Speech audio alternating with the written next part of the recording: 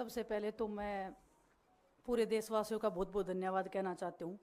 आप media persons का भी, क्योंकि आप लोग ही हम लोगों को इतना through out the journey wrestling में आपने सपोर्ट किया है।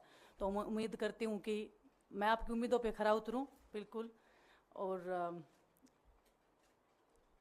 कांग्रेस पार्टी का मैं बहुत बहुत धन्यवाद करती हूँ, क्योंकि जब बोलते हैं ना कि बुरे टाइम में पता लगता है कि अपना कौन है।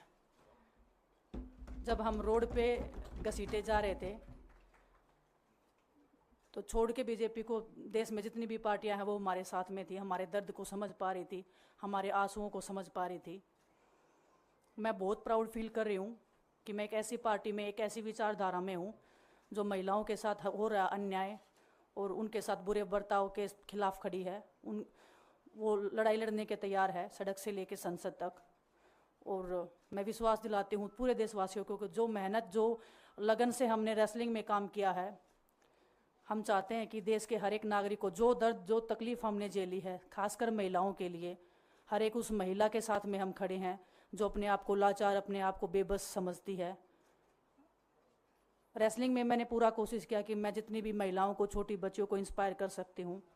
मैं चाहती तो मैं जंतर मंतर पे रेसलिंग छोड़ सकती थी, और सभी लोग भी मान रहे थे, पूरा देश इस चीज़ पर विश्वास कर रहा था, क्योंकि बीजेपी आईटी सेल ने उस चीज़ को साबित करने की कोशिश की थी कि हम चले हुए कारतूस हैं, हम ख़त्म हो गए हैं, हम पॉलिटिक्स कर रहे हैं। उन्होंने बोला मैं नेशनल नहीं खेलना चाहती, मैंने नेशनल चैम्पियनशिप खेला। उन्होंने बोला ये ट्रायल्स दे के नहीं जाना चाहते, मैंने ट्रायल्स भी दिया। उन्होंने बोला कि ओलंपिक्स लेवल तक नहीं जाना चाहते, मैं ओलंपिक्स में गई, मैं फाइनल्स में गई। अनफॉर्चुनेटली परमात्मा को कोई और चीज़ मंजूर होगी।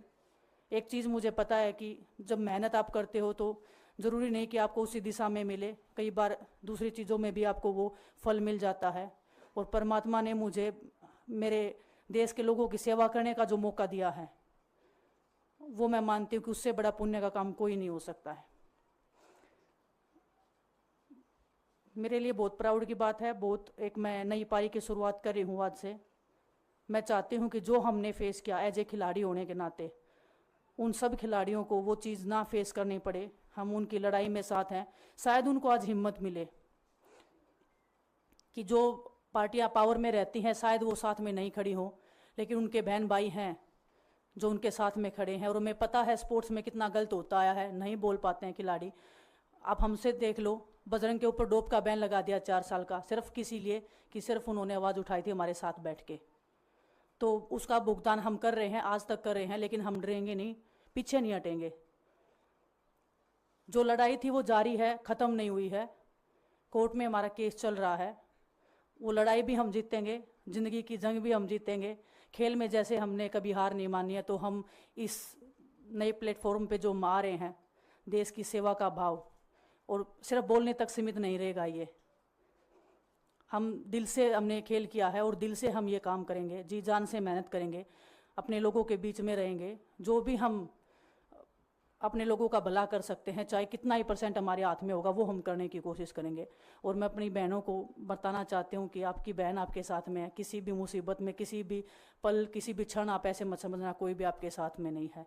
जब कोई नहीं खड़ा होगा तो मैं आपके साथ में ज़रूर खड़ी रहूँगी, कांग्रेस पार्टी आपके साथ में ज़रूर खड़ी रहेगी। ये हमने फील किया था, और मैं वादे से कह सकती हूँ, दावे से कह सकती हूँ कि बिल्कुल आपके साथ भी खड़े रहेंगे।